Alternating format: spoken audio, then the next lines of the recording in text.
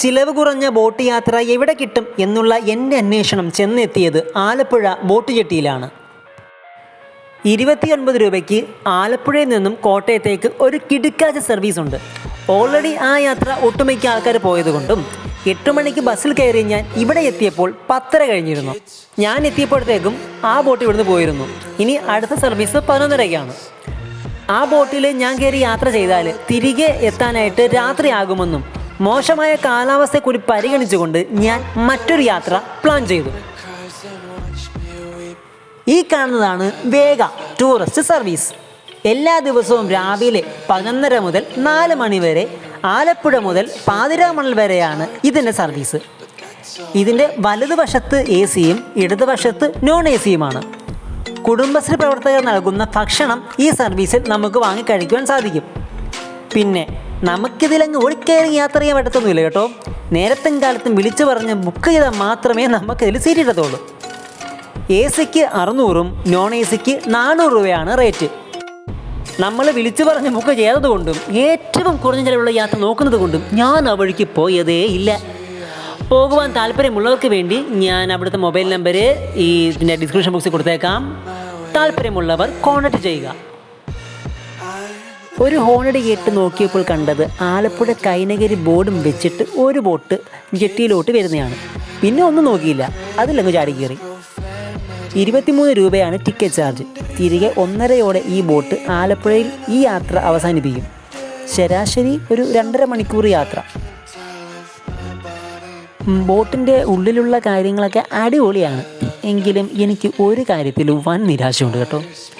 ബോട്ടിനുള്ളിൽ സീറ്റൊക്കെ ആണെങ്കിൽ തടിയുടെ ഇടിവെട്ട് സീറ്റാണ്. പിന്നെ എല്ലാവർക്കുള്ള ലൈഫ് ജാക്കറ്റ്, TV, ടോയ്ലറ്റ് സൗകര്യം എന്ന് വേണ്ടി എല്ലാം ഉണ്ട്. പിന്നെ സാധനങ്ങളും വണ്ടികളും വെക്കാൻ വേണ്ടി വിശാലമായ ഒരു സ്ഥലം തന്നെ ഉണ്ടായിരുന്നു. പക്ഷേ എന്തൊക്കെ ഉണ്ടെന്ന് പറഞ്ഞാലും ബോട്ടിനുള്ളിൽ ഒരു ചാർജിങ് പോർട്ട് പോലും ഞാൻ കണ്ടില്ല. അതുകൂടി ഉണ്ടെന്നുണ്ടെങ്കിൽ സംഭവം വൻ പൊളിയായേനെ. പിന്നെ ഇത്തരം ബോട്ടിൽ പ്രധാനമായിട്ടും 5 ജീവനക്കാരാണ് ഉള്ളത്. ഒന്ന് സ്രാങ്ക്, പിന്നെ ടിക്കറ്റ് കൊടുക്കുന്നൊരു ചേട്ടൻ, പിന്നെ എൻജിൻ ഓപ്പറേറ്റർ, പിന്നെ ഏതാണ്ട് ഈ നീല ഡ്രസ് ഇട്ടിരിക്കുന്ന 2 ചേട്ടന്മാർ. ഈ ചേട്ടന്മാരുടെ ജോലി എന്ന് വെച്ചാൽ ബോട്ട് ജെട്ടിലോട്ട് അടുപ്പിക്കുമ്പോഴത്തേന് അവിടെ കൊണ്ടുവന്ന് ബോട്ട് കെട്ടുക, യാത്രക്കാരെ ഇറക്കുക, അതുപോലെ അവരുടെ സാധനങ്ങളുണ്ടെങ്കിൽ അത് കയറ്റുക, അവരെ സുഗമമായി കയറ്റുക, അതായത് യാത്ര സുഗമമാക്കുക എന്നുള്ള ജോലിയാണ് ഇവർക്കുള്ളത്. പിന്നെ പുതിയ നിയമം അനുസരിച്ചിട്ട് എല്ലാവർക്കും കാക്കി യൂണിഫോം ആക്കി എന്നൊരു ഇൻഫർമേഷൻ കൂടി എനിക്ക് കിട്ടിയിട്ടുണ്ട്. നമ്മുടെ കരയിലൊക്കെ ബസ്സിൽ ബെല്ലടിക്കുന്നത് കിളിയോ കണ്ടക്ടറോ ഒക്കെയാണ്. പക്ഷേ ഇത്തരം ബോട്ടിൽ ഈ മണിയടിക്കുന്നത് നമ്മുടെ ഡ്രൈവറാണ്, അതായത് സ്രാങ്ക് തന്നെയാണ്. ബോട്ട് ഓടിക്കുകയും ബെല്ലടിക്കുകയും ചെയ്യുന്നത് ഒരാൾ തന്നെയാണ്. പിന്നെ നമ്മൾ വിചാരിക്കും വെറുതെ ഒരു മണിയടിക്കുന്നു എന്നായിരിക്കും നമ്മൾ കരുതുന്നത്. പക്ഷേ ഓരോ മണിക്കും അതിൻ്റെതായ അർത്ഥമുണ്ട്. അപ്പോൾ ആ അർത്ഥം ബാക്കിയിരിക്കുന്ന എൻജിൻ ഓപ്പറേറ്റർ മനസ്സിലാക്കിയിട്ട് അതനുസരിച്ചിട്ട് ബോട്ടിൻ്റെ സ്പീഡ് കൂട്ടുകയും കുറയ്ക്കുകയും റിവേഴ്സ് ഫോർവേഡ് അങ്ങനെ മറ്റു പല കാര്യങ്ങളും ആ ഒരു ബെല്ലിൽ കൂടി മനസ്സിലാക്കി അവർ ചെയ്യുന്നുണ്ട്. അപ്പം നമ്മൾ വിചാരിക്കും വെറുതെ ഒരു മണിയടിയാണ് എന്ന് കരുതുന്നുണ്ടെങ്കിലും അതിനുള്ളിൽ പല പല അർത്ഥമുണ്ട്. യാത്ര തുടങ്ങി ഒരു 10-15 മിനിറ്റിനകം വെച്ച് തന്നെ ബോട്ടിനുള്ള എല്ലാവരും അങ്ങോട്ടും ഇങ്ങോട്ടും വരുന്നൊരു ഫാമിലി അറ്റാച്ച്ഡ് പോലെ ആയിരുന്നു. ബോട്ടിനകത്താണെന്നുണ്ടെങ്കിൽ യാത്രക്കാരെക്കാൾ ഉപരി കമ്മിറ്റഡായ ആൾക്കാരും കമ്മിറ്റഡ് ആവാത്ത ആൾക്കാരും കപ്പിൾസും കാഴ്ചകൾ കാണാൻ വന്ന ആൾക്കാരും ഫാമിലി മെമ്പേഴ്സും എല്ലാവരും ഉണ്ടായിരുന്നു. അപ്പോൾ എല്ലാവരും പാട്ടും വെച്ച് നല്ലൊരു വൈബ് തന്നെയായിരുന്നു. അങ്ങോട്ടും ഇങ്ങോട്ടും ഭക്ഷണങ്ങൾ അങ്ങോട്ടും ഷെയർ ചെയ്തും എല്ലാം ഒരു സെറ്റ് ഒരു വൈബ് തന്നെ ആയിരുന്നു. അപ്പോൾ എനിക്കിത് നിങ്ങളോട് പറയാനുള്ളത് വളരെ കുറഞ്ഞ ചിലവിൽ ഫാമിലിയായിട്ട് പോകാൻ പറ്റിയ ഒരു ട്രിപ്പ് തന്നെയാണ്. നല്ലൊരു ട്രിപ്പ് തന്നെയാണ് ഇത്. ഒരു തവണയെങ്കിലും നിങ്ങൾ ഇവിടെ വരണം, ഇത് അനുഭവിക്കണം എന്ന് തന്നെയാണ് എനിക്ക് പേഴ്സണലി പറയാനുള്ളത്. ഈ യാത്രയെക്കാളും എന്തായാലും രോമാഞ്ചിഫിക്കേഷൻ കൂടുതലായിരിക്കും ആലപ്പുഴ കോട്ടയം ആ ഒരു ബോട്ടിൻ്റെ ആ ഒരു ട്രിപ്പിന്. അതാണെങ്കിൽ രാവിലെ 2 ഷെഡ്യൂള്, ഉച്ചയ്ക്ക് 2 ഷെഡ്യൂള്, വൈകുന്നേരം 1 രാത്രി 1. അങ്ങനെയാണ് ആ ഒരു യാത്രയുടെ സമയം അവർ ഷെഡ്യൂൾ ചെയ്ത് വെച്ചേക്കുന്നത്. രാവിലെ 7:15, പിന്നെ 9:35 ഈ സമയത്താണ് രാവിലത്തെ അവരുടെ ചാർട്ടിങ് ടൈം. പിന്നെ ഉച്ചയ്ക്ക് 11:30ക്കും 2:30ക്കുമാണ്. അങ്ങനെ 2 സർവീസുണ്ട്. വൈകുന്നേരം 5:15-നാണ് വൈകുന്നേരത്തെ ഷെഡ്യൂൾ. പിന്നെ രാത്രി അവസാനത്തെ ട്രിപ്പ് എന്നുള്ളത് രാത്രി 9 മണിക്കാണ്.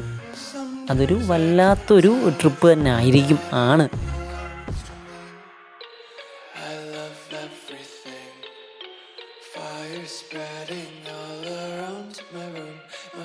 So bright, it's hard to breathe, but that's alright. Hush.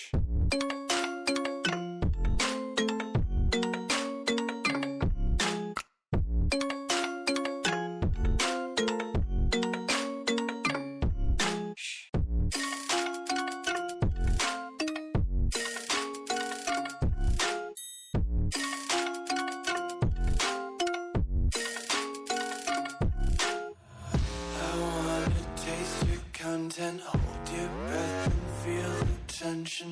Devils hide behind redemption. Honesty is the one-way gate to hell. I wanna taste consumption. Breathe faster to waste oxygen. Hear the children sing aloud. It's music till the wick burns out.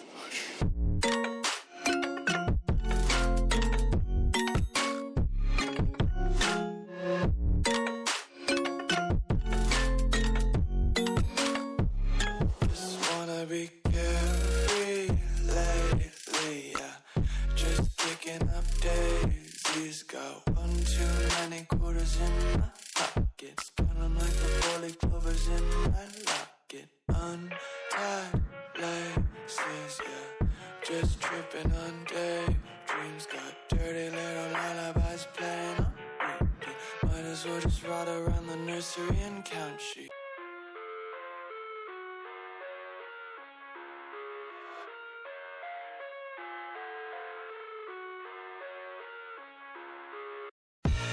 I live inside my own world of make-believe. Kids screaming in their cradles, profanities. I see the world through ice covered in ink and bleach. Cross out the ones who heard my cries and watched me weep. I love everything. Fire spreading all around my room. My world's so bright, it's hard to breathe, but that's alright. Hush.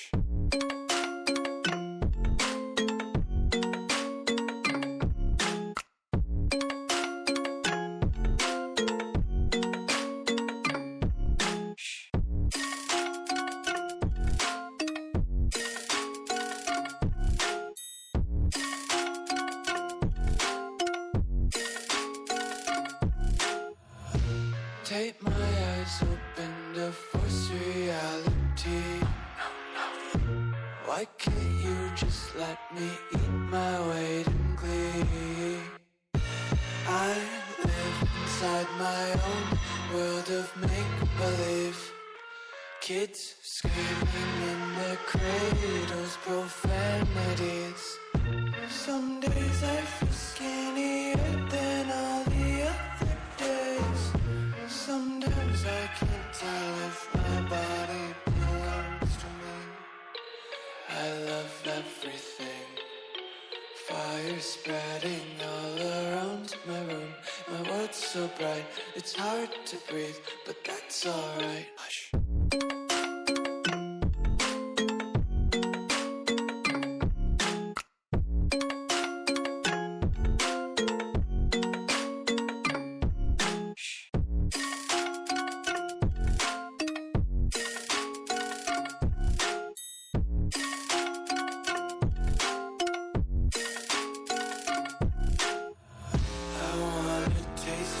Content, hold your breath and feel the tension. Devils hide behind redemption. Honesty is the one-way gate to hell. I wanna taste consumption. Breathe faster to waste oxygen. Hear the children sing aloud. It's music till the wick burns out.